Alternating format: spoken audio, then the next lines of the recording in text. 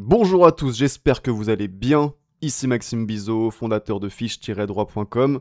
Très content de vous retrouver aujourd'hui pour une nouvelle vidéo pour parler de l'exécution forcée en nature. Alors qu'est-ce que l'exécution forcée en nature? L'exécution forcée en nature, c'est l'une des sanctions de l'inexécution du contrat. Donc en cas d'inexécution du contrat par son débiteur, le créancier il peut décider, parmi les sanctions qu'il a à sa disposition, de recourir à l'exécution forcée en nature. Et l'exécution forcée en nature, elle consiste à contraindre le débiteur à exécuter son obligation. Et donc, avec l'exécution forcée en nature, le débiteur va être contraint de fournir la prestation à laquelle il s'était engagé dans le contrat. Donc soit il va devoir exécuter l'obligation qu'il n'a pas exécutée, soit il va devoir corriger son exécution dans le cas où il aurait mal exécuté son obligation, puisqu'évidemment, on dit que l'exécution forcée, c'est une sanction de l'inexécution du contrat, mais ça s'applique aussi en cas de mauvaise exécution du contrat. Le créancier, il a un droit à l'exécution forcée en nature, que l'obligation a été inexécutée ou mal exécutée. Mais donc l'exécution forcée en nature, c'est tout simplement le droit pour le créancier d'obtenir exactement ce qui lui était dû. Et en réalité, l'exécution forcée en nature, elle se décompose en deux possibilités. En principe, c'est le débiteur qui sera contraint à l'exécution forcée. Mais le créancier, il a aussi la possibilité de faire exécuter l'obligation par un tiers. Et donc dans la suite de cette vidéo, on va aborder ces deux possibilités et on commence avec l'exécution forcée classique, l'exécution forcée par le débiteur.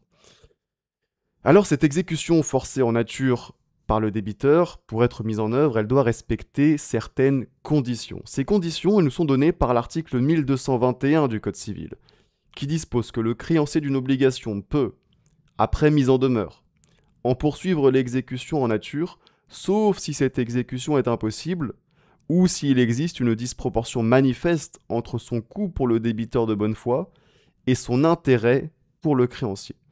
Donc, première condition, il faut une mise en demeure préalable. L'exécution forcée, elle ne peut être demandée qu'après que le débiteur ait été mis en demeure par le créancier d'exécuter son obligation. L'idée, c'est de laisser au débiteur une dernière chance de s'exécuter, et ce n'est qu'à défaut d'exécution à la suite de la mise en demeure que le créancier pourra demander l'exécution forcée. Mais donc, à qui est-ce qu'il va demander l'exécution forcée, le créancier? Eh bien, il va demander l'exécution forcée au juge. Et oui, parce que l'exécution forcée, elle est ordonnée par un juge. Le créancier, il ne peut pas mettre un flingue sur la tempe de son débiteur pour le forcer à exécuter son obligation.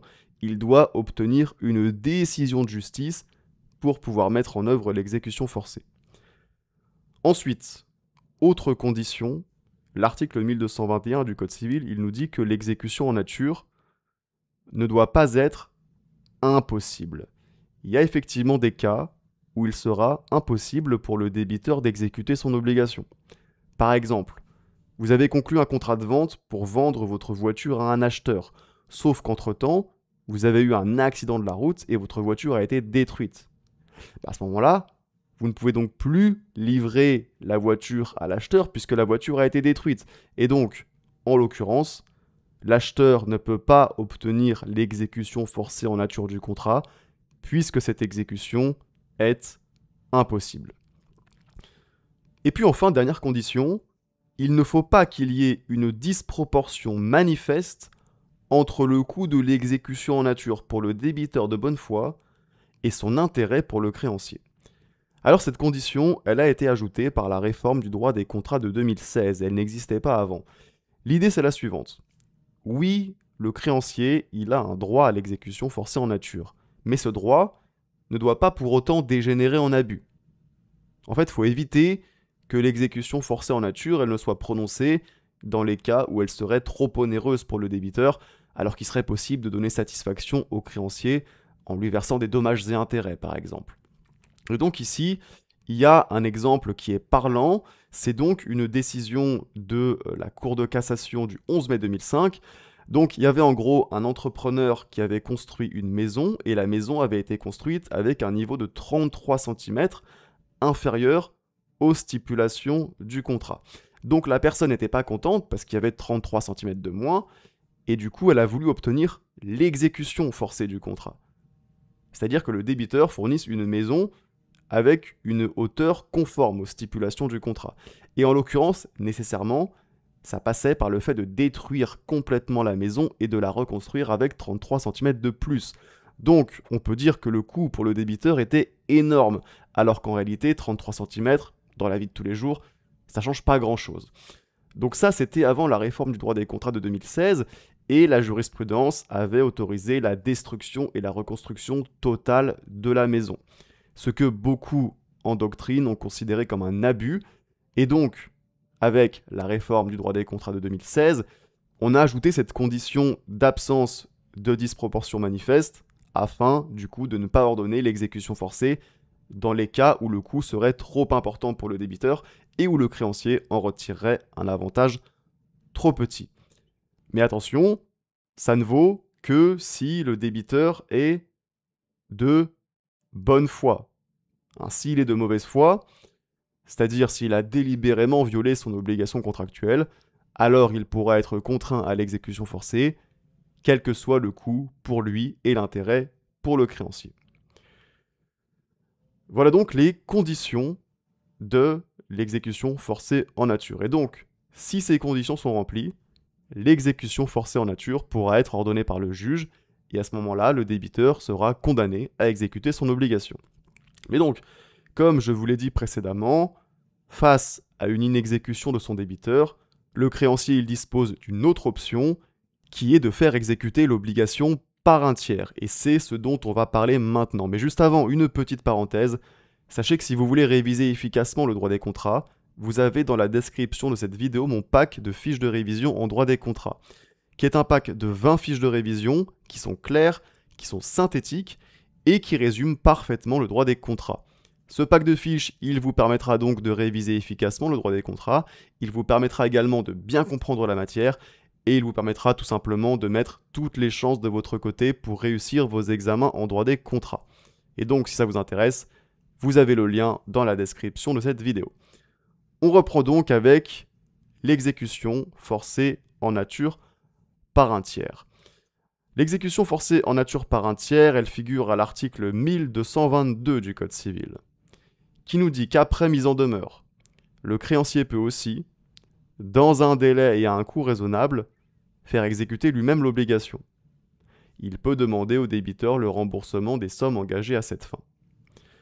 Donc en gros, face à une inexécution du débiteur, le créancier il peut décider de ne pas passer par le juge. Il peut décider de faire exécuter directement la prestation par un tiers.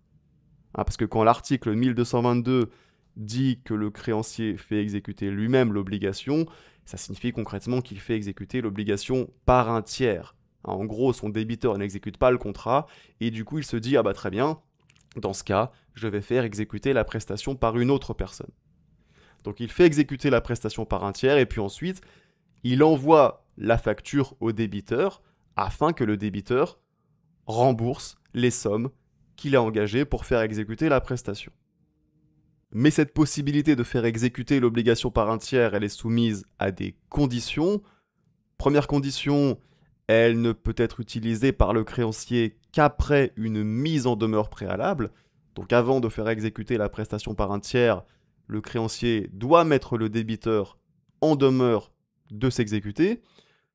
Ensuite, elle doit intervenir dans un délai raisonnable. Oui, l'article 1222 nous dit que le créancier peut aussi dans un délai raisonnable. Donc ça signifie quoi? Ça signifie que le débiteur, il doit disposer du temps nécessaire pour pouvoir exécuter son obligation. Et ce n'est que s'il n'exécute pas son obligation dans ce temps que le créancier pourra alors faire exécuter l'obligation par un tiers. Et puis enfin, elle doit intervenir à un coût raisonnable. Effectivement, dans l'article 1222, on a bien cette idée de coût raisonnable.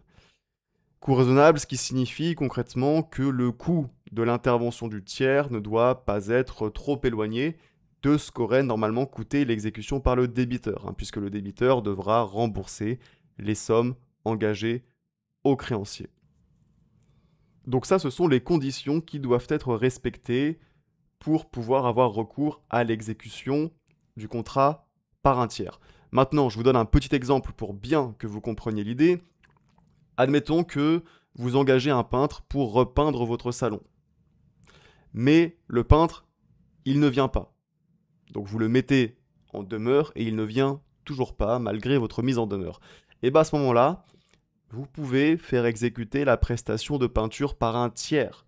Vous allez donc faire appel à un autre peintre et si vous le payez 1000 € par exemple, et vous pouvez ensuite demander au premier peintre de vous rembourser ces 1000 €. Voilà, c'est donc la fin de cette vidéo. J'espère qu'elle vous aura aidé à bien comprendre ce concept d'exécution forcée en nature. Si c'est le cas, mettez-moi un petit like, ça fait toujours plaisir et ça m'aide à faire connaître mon travail à plus de monde. Et sur ce, on se dit à très bientôt pour une prochaine vidéo.